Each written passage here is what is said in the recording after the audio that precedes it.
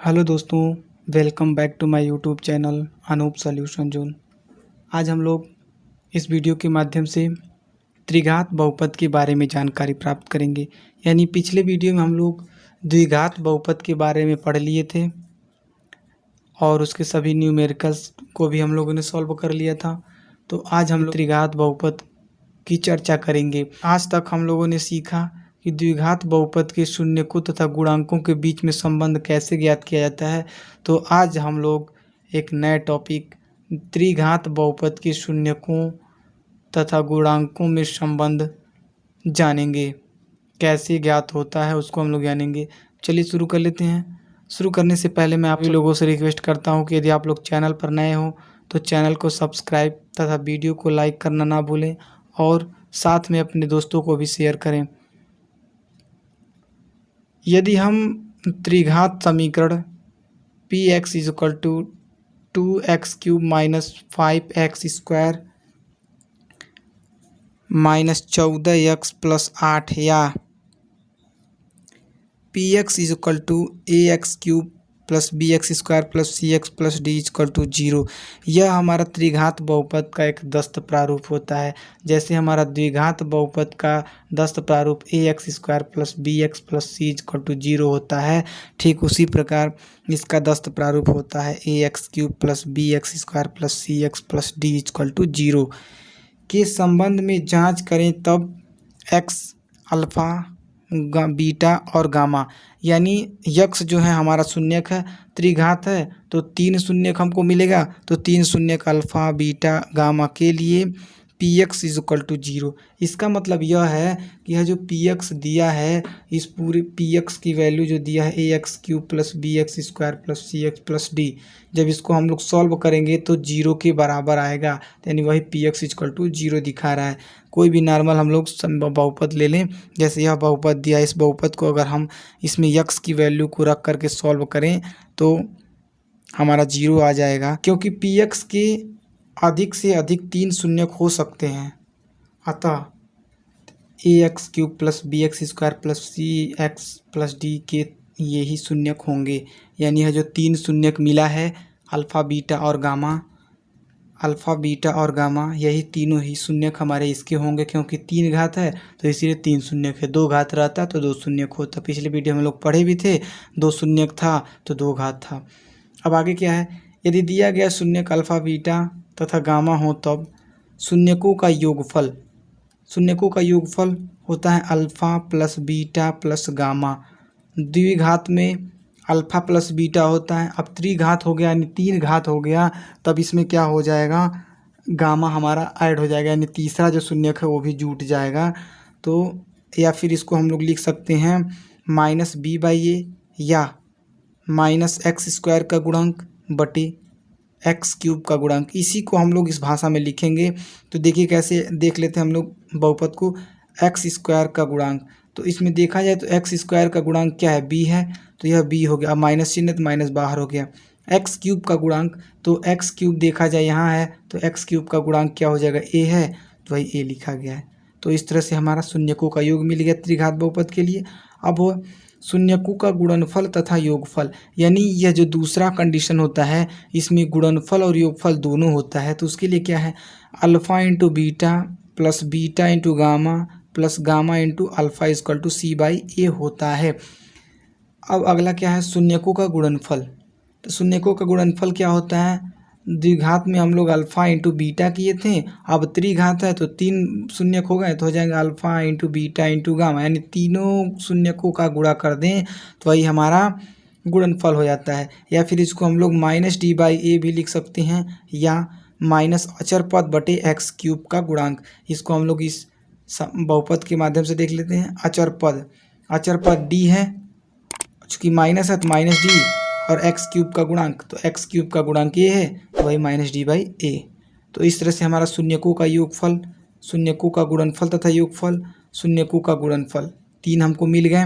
जब हम लोग संबंध की सत्यता की जांच करेंगे तो इसी तीनों में मान रख करके हल करेंगे, तो वही हमारा संबंध की सत्यता की जांच होती है। मान लीजिए त्रिघात बहुपद के 3 शून्यक दिए हों और कह दे कि हमको वह बहुपद ज्ञात कीजिए जिसके ये तीनों शून्यक हैं। तो उसके लिए हमारा क्या होता है, शून्यकों की सहायता से त्रिघात बहुपद ज्ञात करना। माना त्रिघात बहुपद के शून्यक अल्फा बीटा तथा गामा दिया हो, तब त्रिघात बहुपद ज्ञात करने का दस्त प्रारूप क्या होता है, x cube minus alpha plus beta plus gamma into x square plus alpha into beta plus beta into gamma plus alpha into gamma into x minus alpha into beta into gamma is equal to 0।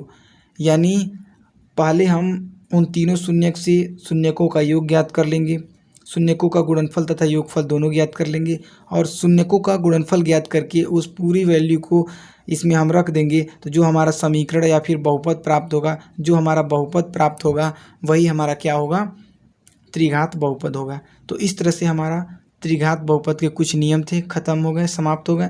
अब चलिए हम लोग एक example के माध्यम से सभी concept को क्लियर कर लेते हैं। यानी बहुपद भी ज्ञात करेंगे, शून्यक भी ज्ञात करेंगे, शून्यकों की सहायता से बहुपद की सत्यता भी करेंगे, यानी शून्यकों तथा गुणांकों की सहायता से संबंध की सत्यता की जांच करेंगे। यानी एक ही सवाल से 4 कॉन्सेप्ट को हम लोग क्लियर करेंगे। तो चलिए फटाफट हम लोग कर लेते हैं। दोस्तों यह एक एनसीईआरटी एग्जाम्पल है। जांच कीजिए कि त्रिघात बहुपद p x is equal to 3x cube minus 5x square minus 11x minus 3 के शून्यक 3 माइनस 1 और माइनस 1/3 है। यानी इस त्रिघात बहुपद का शून्यक दे दिया है, तो हमको जांच करना है कि यह जो शून्यक हैं, यह जो शून्यक इसी बहुपद के हैं या फिर किसी और के हैं। तो उसको हम लोग जांच करेंगे। इसके पश्चात शून्यकों तथा गुणांकों के बीच संबंध की सत्यता की जांच कीजिए। यानी ये जो शून्यक दिया है इनका, और हम लोग यह जो हमारा बहुपद दिया है इनके गुणांकों के बीच में संबंध की सत्यता की जांच करेंगे।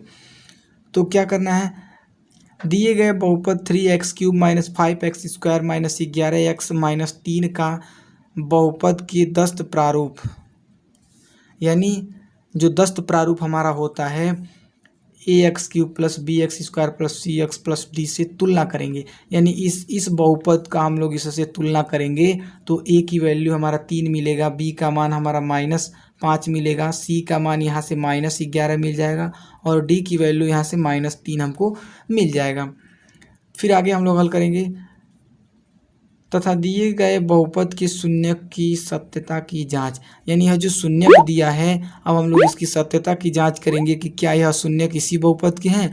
तो हम लोग बारी बारी से x के स्थान पर एक बार 3, फिर एक बार -1 और एक बार -1/3 रख करके हल करेंगे। अगर 0 आ जाता है तो यह जो शून्यक है हमारे इसी बहुपद के शून्यक होंगे। यानी x बराबर 3 रखने पर तो p x is equal to 3x cube minus 5x square minus 11x minus 3 is equal to 0। अब LHS को ले लीजिए, यानी इधर वाले पद को ले लीजिए। तो x के स्थान पर 3 रखना है, तो P3 इजक्वल टू 3 गुणे x के जन पे 3 रखेंगे तो 3 का क्यूब -5 हो गया, गुणे इस x के स्थान पर 3 रखेंगे और स्क्वायर कर देंगे, -11 गुणे 3 -3। LHS हमारा ये है। अब इसको जब हम हल करेंगे तो यह होगा 3 गुणे 3 का क्यूब होता है 27 -5 गुणे 3 का वर्ग होता है 9 गुणे 11 3 33 -3।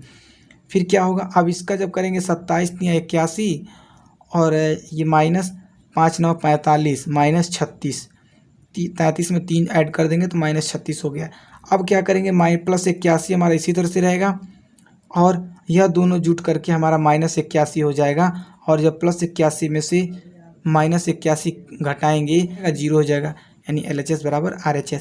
यानी x बराबर 3 पर हमारा जो बहुपद है वो सत्य हुआ, यानी x बराबर 3 जो है एक इसी बहुपद का शून्यक है। अब x बराबर -1 पर चेक कर लेते हैं। अब x बराबर -1 रखने पर p डायरेक्ट हम कर दे रहे हैं, x यहाँ पर रहता तो -1 कर दिए इक्वल टू 3 गुणे -1 का क्यूब x है तो x के स्थान पर ही रखना है, तो -1 डायरेक्ट लिख दिए, -5 इंटू -1 का स्क्वायर -11 गुणे -1 फिर -3 इक्वल टू 0। अब फिर हमें यहाँ से LHS लेकर के चलेंगे, 3 गुणे -1 का क्यूब करेंगे तो -1 ही आएगा। कैसे, देखिए क्यूब का मतलब 3 बार -1 गुणे -1 गुणे -1 अब इसका जब इसके साथ गुणा होगा तो माइनस माइनस मिलके प्लस हो जाएगा, यानी -1 गुणे 1। अब इसका फिर करेंगे तो -1, यानी इस तरह से हमारा -1 मिल गया।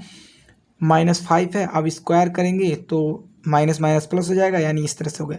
फिर माइनस और माइनस मिलकर प्लस, 11 कम 11 -3। यह आगे बढ़ेंगे तो -3 गुणा करेगा तो, और -5 और +11 -3। अब प्लस वाला 11 जो उस तरह रहेगा, और यह जो हमारा जुड़ जाएगा, यानी 3 3 6 और 6 5 11, माइनस के साथ 11, तो यह हमारा खत्म हो जाएगा 0। यानी x बराबर -1 भी क्या है, दिए गए बहुपद का शून्यक है।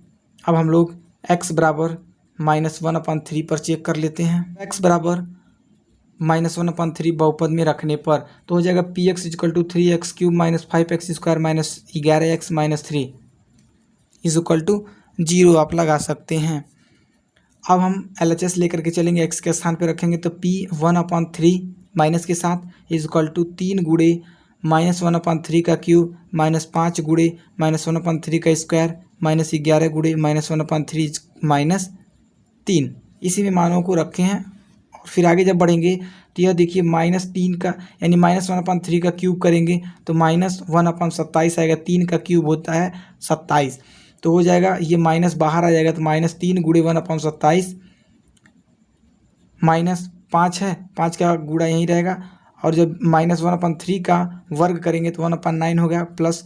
अब देखिए प्लस कैसे हुआ, इसका इसके साथ मल्टीप्लाई होगा तो प्लस होगा, और 11/3 है, ये -3 उसी तरह से रहेगा। इसको जब यहाँ पर करेंगे तो ये हमारा आ जाएगा -3/27 -5/9 प्लस 11/3 -3/1 कर दिए, कुछ नहीं था तो 1 मान लिए बटे में। अब सबका लघुत्तम ले लेंगे LCM, तो 27 हो जाएगा। 27 चूँकि सबसे बड़ी संख्या है तो 27 आ गया। अब हम 27 से 27 में भाग देंगे तो एक बार जाएगा, यह तो आप नियम जानते भी हैं। तो यहाँ -3 हो गया, और 9 3 27, 3 5 15 -5 हो गया। फिर यहाँ से हमारा क्या होगा, 3 9 27, 9 11 9 99 प्लस 99 हो गया, और यहाँ से 27 हो गया, 27 3 81। अब इसको जब हम जोड़ करके हल करेंगे तो 99 - 99/27, तो यह हो जाएगा। अब 99 था, 99 ख़त्म हो गया तो ऊपर बचेगा 0। अब 0 में अगर हम 27 से भाग दें तो हमारा पूरा मान 0 हो जाएगा। तो इस तरह से हमारा x बराबर -1/3 पर भी सिद्ध हो गया। यानी जो हमारा शून्यक दिया था x बराबर 3 -1 और -1/3, यह जो है सिद्ध हो गए कि जो हमारा बहुपद दिया था उसी के ही शून्यक हैं। अब हम लोग इन शून्यकों के मध्य संबंध की सत्यता की जांच करेंगे। अतः दिए गए शून्य किसी बहुपद के हैं, इसलिए अब संबंध की सत्यता की जांच। अब क्या करेंगे, शून्यकों का योग = होता है alpha plus beta plus gamma = -b/a, यानी alpha plus beta plus gamma. अब अल्फ़ा की वैल्यू हमारा 3 है, क्योंकि शून्यक भी हमारा वही मिला था। तो x बराबर कितना था, 3। चूँकि x³ है तो तीनों x की ही मान होंगे, -1। फिर यहाँ x बराबर -1/3, तो इसको हम लोग अल्फ़ा मान लेते हैं, इसको बीटा और इसको गामा। अब इसी मानों को हम इसमें रखेंगे तो हो जाएगा 3 प्लस -1 है तो -1 हो गया, प्लस -1/3 है तो -1/3 = इसको हम क्या करेंगे, माइनस तो बाहर से है, ये है ऑलरेडी रहेगा b/a। अब हम लोग तुलना करके शुरू में निकाले हैं b की वैल्यू। अब देख लीजिए यहाँ से जो हमारा, अब देख लीजिए जो हमारा ये बहुपद है 3x³ - 5x² - 11x - 3। अब जब हम इससे हम लोग तुलना किए थे तो हमको b की वैल्यू चाहिए, तो b का मान यहाँ -5 है तो वही -5 यहाँ लिया गया है, और ये माइनस ऑलरेडी बाहर से ही है। तब इसको जब हल करेंगे तो माइनस प्लस हो जाएगा, यानी 5/3। और इधर जब हल करेंगे तो ये 3 है वही रहेगा, तो 3/1 कर दिए, माइनस हो जाएगा 1/1, ये भी -1/3। जब इसको हल करेंगे लघुत्तम लेकर के 3, और 3 3 9 हो जाएगा, -3 हो जाएगा, और ये -1 हो गया। अब इसको जब हल करेंगे तो 9 - 4/3 फिर हल होगा। तो इधर तो हमारा यह जो हमारा RHS का चल रहा है 5/3, अब इसी तरह से इधर का हो जाएगा 5/3 = 5/3, यानी LHS बराबर RHS, यानी हमारा शून्यकों का योग तो हमारा सफल रहा, प्रूफ हो गया। अब इसी तरह से शून्यकों का गुणनफल और शून्यकों का गुणनफल तथा योगफल दोनों सिद्ध कर लेते हैं। शून्यकों का योगफल तथा गुणनफल, यह जो हमारा होता है दूसरा प्रारूप है, alpha into beta plus beta into gamma plus alpha into gamma equal to C by A. अब हम सभी मानों को यहाँ रखेंगे तो 3 गुणे -1 प्लस -1 इंटू -3 अपान इंटू -1/3 प्लस -1/3 इंटू 3। ये क्या है दोस्तों, अल्फ़ा बीटा और गामा की वैल्यू को ही रखा गया और कोई मान नहीं है। अब ये सी बाई ए जो है, सी बाई ए हमारा फिर से हम बहुपद में चलेंगे तो बहुपद हमारा क्या दिया था, 3x³ minus 5x² minus 11x-3 यही दिया था। तो हम जानते हैं कि सी वाला यही होता है, एक्स वाला ही पद होता है, तो हो जाएगा 11 चूँकि माइनस के साथ है और ये सी अकेले तो -11 हो गया और ए की वैल्यू हमारा क्या होता है 3 होता है तो 3 हो गया, यहाँ से यह मिल गया। और हम इसको जब सॉल्व करेंगे वही जो हमारा नियम होता है लघुत्तम लेकर के हल करने वाला, जब इसको हल करेंगे तो ये हमारा हो जाएगा -12 + 1 और बटे 3 इक्वल टू -11/3। अब इसको हल करेंगे तो -11/3 इक्वल टू -11/3। LHS बराबर LHS हमारा सिद्ध हो गया, नीति सिद्धम। अब एक लास्ट हमारा क्या है, शून्यकों का गुणनफल, इसको भी हम लोग सिद्ध कर लेते हैं। Alpha into beta into gamma, यानी अल्फ़ा की वैल्यू 3, बीटा की वैल्यू -1 और गामा की वैल्यू -1/3। और यहाँ से क्या होगा डी बाई ए, डी चूँकि हमारा कांस्टेंट होता है। अब इसमें हम लोग देख लेते हैं, डी हमारा यह है तो -3 है और ये माइनस ऑलरेडी होता ही है तो माइनस बाहर रहेगा और ये -3 बटे ए की वैल्यू हमारा 3 है, देख लीजिए ए का मान हमारा 3 है तो वही हमारा रखा गया है। और हम जब इसको हल करेंगे तो ये -3 हो जाएगा, माइनस का गुणा करके गुणे 1/3 माइनस के साथ, इससे कट जाएगा 3 से 3 और यह माइनस इस माइनस के साथ गुणा करेगा तो प्लस हो जाएगा +1 इक्वल टू, इसको हम जब काट देंगे तो यह भी हमारा एक बार में कट जाएगा +1, यानी LHS बराबर RHS यहाँ से भी सिद्ध हो गया। तो यानी इस तरह से हमारा एक जो उदाहरण था उसके शून्यक भी सिद्ध हो गए और शून्यकों तथा गुणांकों के बीच संबंध भी सिद्ध हो गया। तो आई होप आप लोगों को यह वीडियो बहुत ही अच्छी तरह से समझ में आया होगा। तो फिर मिलते हैं हम लोग एक अगले वीडियो में एक नेक्स्ट टॉपिक के साथ, तब तक के लिए जय हिंद, वंदे मातरम दोस्तों।